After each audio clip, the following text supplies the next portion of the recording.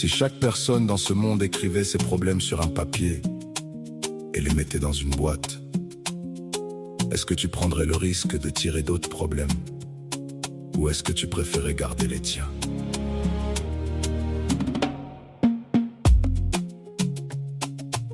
Vous savez, on pense souvent que nos problèmes représentent la fin du monde. On se demande pourquoi moi? Pourquoi je dois toujours traverser ce genre de choses? Pourquoi ma vie doit-elle être aussi difficile? Et j'espère que cette question va t'ouvrir les yeux. Parce que tes problèmes ne sont peut-être pas aussi énormes que tu le crois. Ils te paraissent immenses simplement parce que ce sont les tiens. Et relativiser quand tu as des problèmes ne suffit pas. Une fois que tu as tes problèmes en main, la vraie question, c'est qu'est-ce que tu en fais? Avec le temps, je suis arrivé à une conclusion en ce qui concerne les problèmes. La difficulté ne vient pas simplement de notre incapacité à les résoudre. Elle vient surtout de la manière dont on les regarde. Réfléchis à ceci. Le venin du serpent peut goûter la vie, mais c'est également à partir de ce même venin qu'on fabrique l'antivenin. Les virus peuvent détruire le corps. Pourtant, certains virus sont étudiés et utilisés pour combattre certaines maladies. Un autre exemple. Les dettes détruisent les vies chaque jour, des familles chaque jour. Mais ces mêmes dettes peuvent aussi devenir un outil utilisé par des entreprises pour créer de la richesse. Tout ça nous révèle quelque chose de très important. Le problème contient souvent la matière première nécessaire à sa propre solution. Ce n'est pas toujours la chose en elle-même qui fait la différence.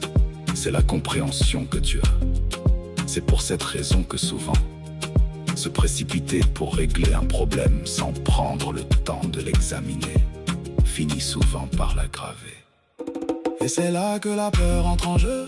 Dès que les problèmes apparaissent, la peur apparaît. On s'immobilise, on ne peut plus rien faire. Mais et si la peur et les problèmes n'étaient pas un panneau d'arrêt? Et si c'était plutôt une boussole? Parce que la peur et les problèmes apparaissent toujours autour des choses qui comptent réellement. Prendre des responsabilités, Tu as peur. prendre la parole, Tu as peur. défendre tes convictions, Tu as peur. sortir de ta zone de confort. Tu as peur. La peur et les problèmes apparaissent souvent là où la croissance est nécessaire. Maintenant, après tout ce que je viens de te dire, tu comprendras que demander comment puis-je me débarrasser de mon problème n'est peut-être pas la bonne question à te poser.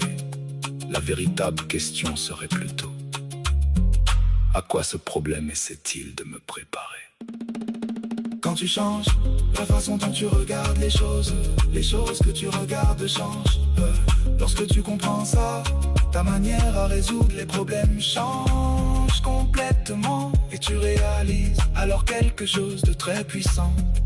Le problème ne bloque pas toujours le chemin. Très souvent, le problème est justement en train de te montrer le chemin.